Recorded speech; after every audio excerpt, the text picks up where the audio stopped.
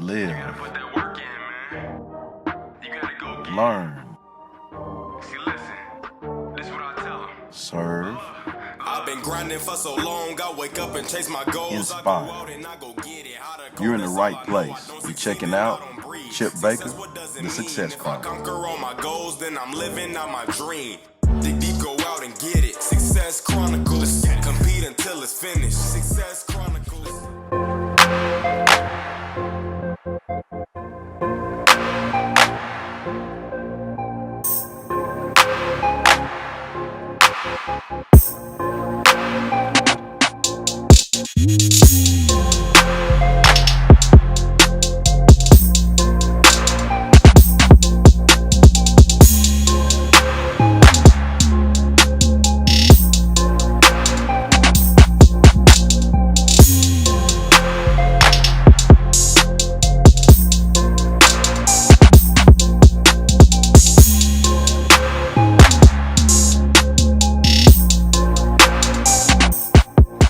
Hey, what's up, everybody? This is Chip Baker coming to you with another episode of the Success Chronicles.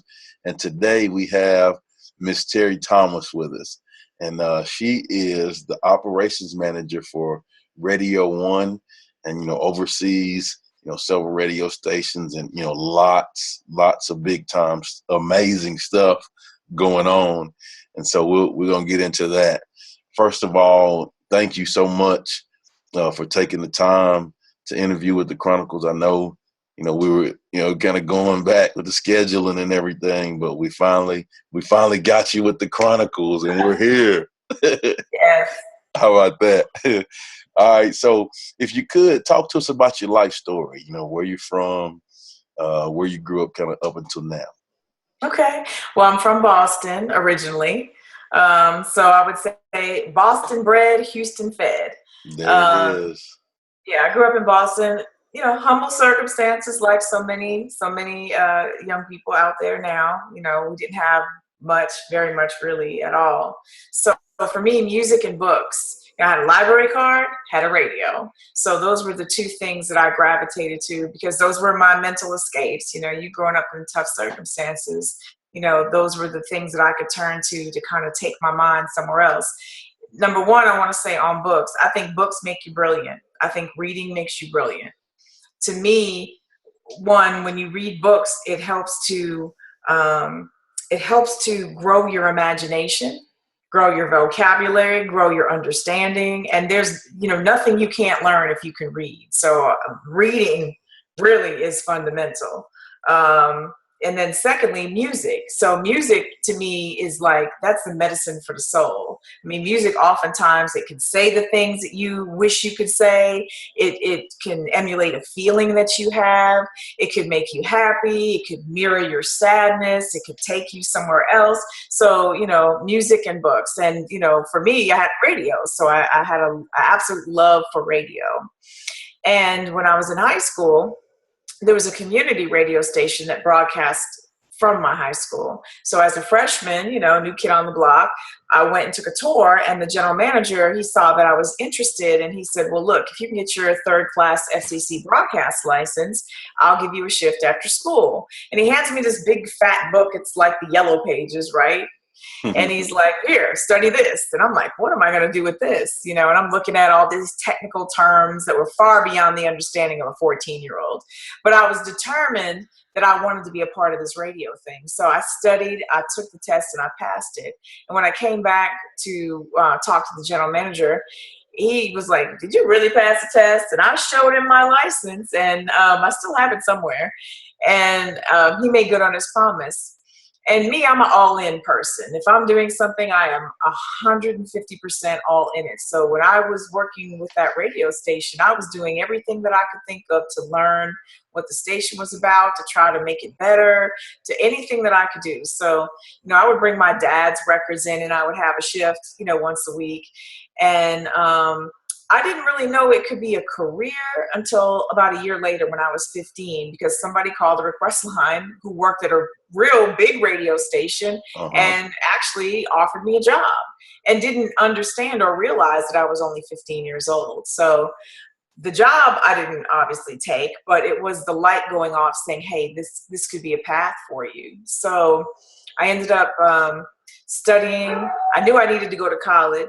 I was very fortunate to study my butt off. My parents were, we didn't have much, but they were adamant about, you will go to college, because on either side of my family, no one had ever gone to graduating college. Wow. So it was a big deal. So but they were like, you'll go to college, but we don't have no money, so you need a scholarship. So I studied really, really hard. I had great grades, thankfully. And I ended up getting a National Merit Scholarship. So I went to Emerson College. I graduated, did college radio for 4 years there, had a major in mass comm, a minor in speech, and that was it. And then from there, my radio career, my first job was in Columbus, Georgia. Then I went to Tallahassee, Florida. Then I went to Cincinnati, Ohio. And then finally I made it here to Houston. And in the time I've been in Houston, I've also worked in Houston and Charlotte, going back and forth, and then Houston and Indianapolis, going back and forth when we were shorthanded. So I say all that to say, when you have a dream and there's something you want, you have to be a bit fearless. Because there was no radio opportunity for me in Boston. That was my comfort zone. I had to go somewhere where I never even heard of Columbus, Georgia. But sometimes you have to go to grow. And so that really has been my motto, go to grow. So every market, every opportunity, every place that I went, it was a growth opportunity. And I had to be fearless enough to leave behind the comforts of whatever I had built in that market to go out and be bold and pursue the next opportunity. And that's kind of been the story of my career. So that's what brings me here. I've also published 2 children's books, freelance writer for various articles in magazines. I coach talent. I coach people on building brands. I coach small businesses on building brands. So, I like movies. I love dogs, photography, friends, family, having a good time, eating great food, laughs, love, all of that. Man, that's a good life right there. Good life and a good lifestyle. I'm very blessed. Very blessed. I like that go to grow. Mm-hmm. That's pretty good. I think I'm going to adapt that too and use that. You should. Yes. Yep. Think of me when you say it. Okay. All right. So what are 3 things you've accomplished that you're proud of? Well, getting to Houston, I mean, that was major. With my family, I can't tell you they weren't supportive, but they're thinking, man, we finally have a kid there's somebody in our family who can go to college. Yeah. And you're a scholarship winner, you're this, you're that, you could be anything you want to be, but you want to do this radio thing that doesn't pay very well. My first job, my first salary was $11,000 a year, $11,800. That was full time. How do you live off that? I had to work 2 jobs just to barely get by. So for years, I'm working in this industry that doesn't pay very well. And my parents are like, you have the potential to do anything and make money, but this is where my heart was. So it takes a certain level of fearlessness to pursue your dream when other people don't believe. So I would say accomplishment number 1 was being able to come to Houston. It wasn't until I came to Houston where my mother could really look me and say, you know what, I'm proud of you because you've really made it. So that was a huge accomplishment. Other accomplishments would be seeing other people achieve their potential. I have countless people that I've mentored that have gone on to do amazing things. And to know that for whatever the space and the time that I was a part of a conduit of getting them to their next level, man, look here. Stuff. It's good stuff. That's great stuff. Yeah. That's great stuff. Yeah. And then I think third is the reason that I still love radio. And that is, you have the unique ability to make a difference in somebody's day every day. When I was on the radio, I used to be on the air as a personality. I would have the ability to do it in that role.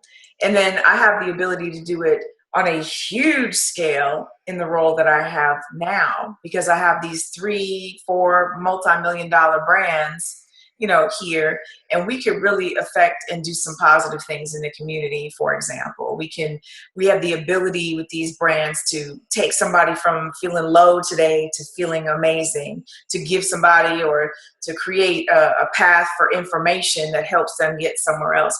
I think there's nothing better than that when and you can see that, man, something I'm involved with has really made an amazing difference for someone.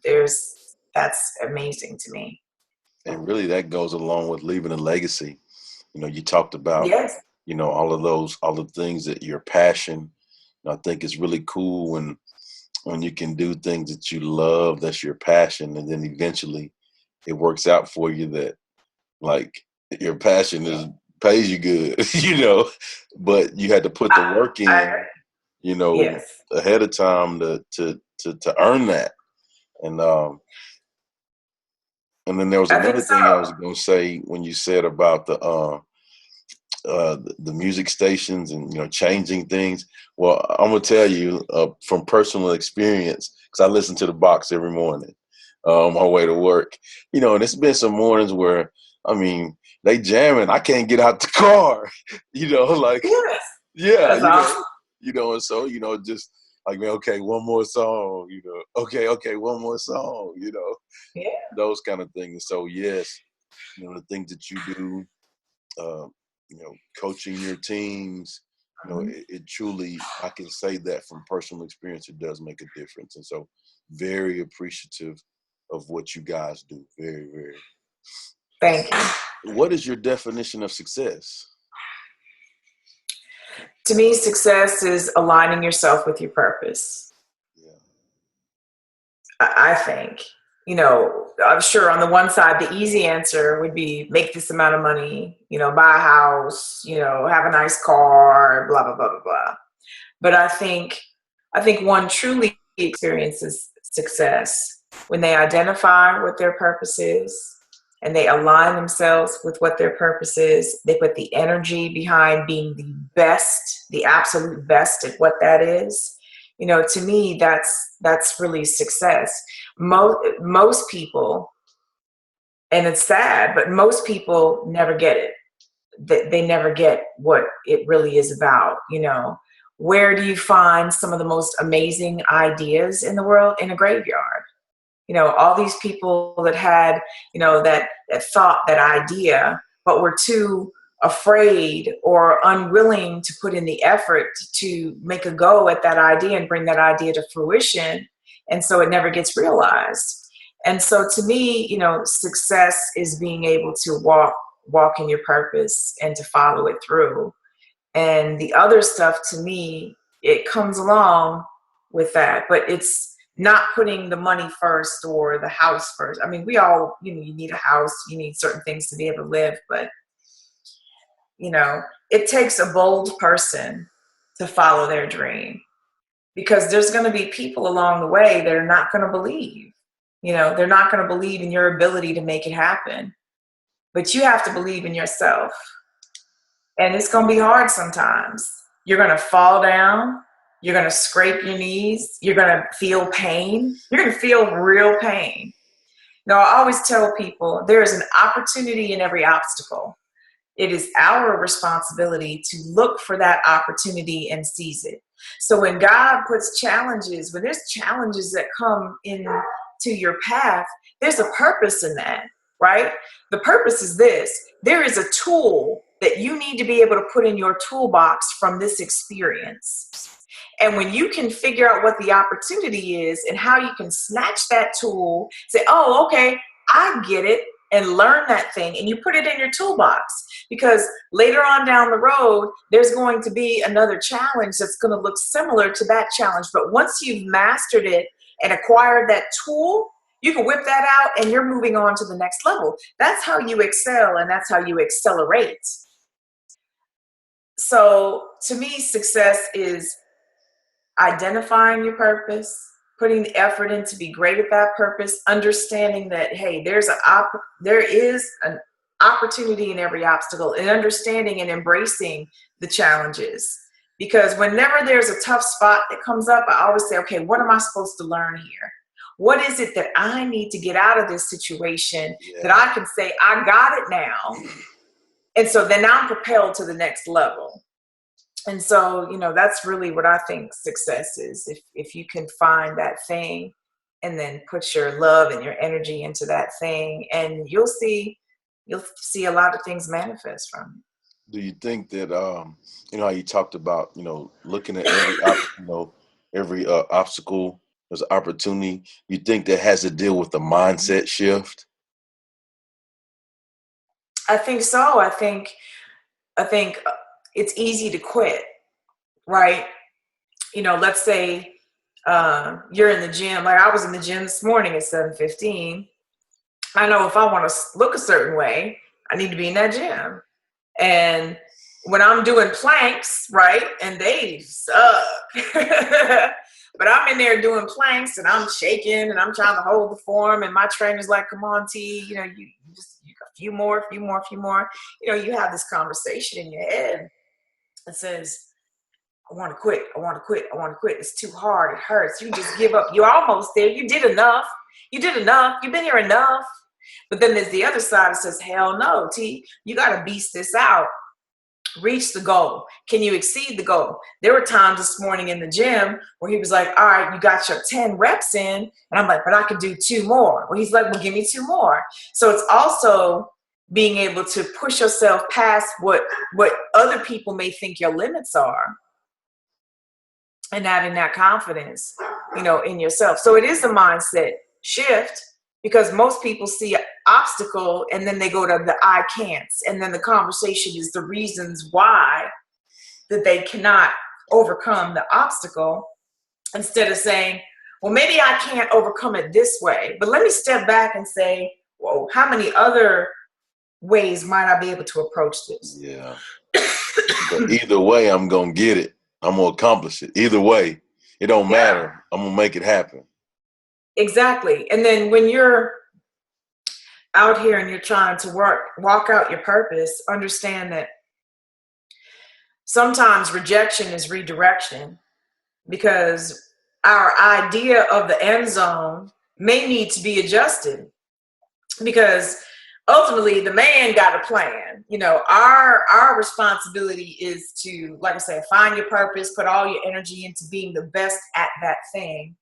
But there is a divine plan, I personally believe. So sometimes rejection is redirection, and that obstacle is designed to shift you a little bit so that you're on the right path.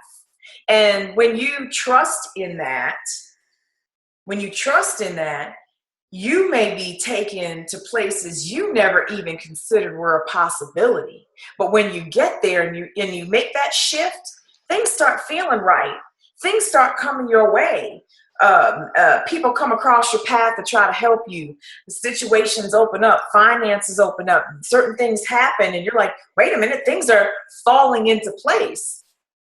Things might be falling into place because now you are headed to the right place. And that's why things are leading you in a particular way. But you have to be in tune with yourself and have enough faith to know that rejection can be redirection, and to keep moving so that you don't miss out. We could get so stuck on that one door being closed that we don't see the 10 other doors that are open over here. Said, hey, come over here. We're waiting on you, because you're so focused on this. But, you got to have a mindset shift, and you have to be open-minded as well. Man, lots of great nuggets. You're talking, and I didn't want to interrupt you, but I wanted to hit you with the sound effects, like woo. Thank you. Like woo wee, man. The short sentences, right, boy. But thank you so much for taking the time to interview with the Success Chronicles. Truly appreciate it.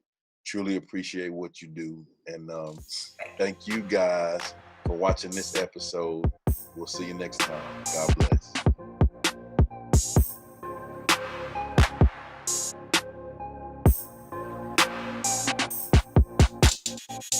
Go get it.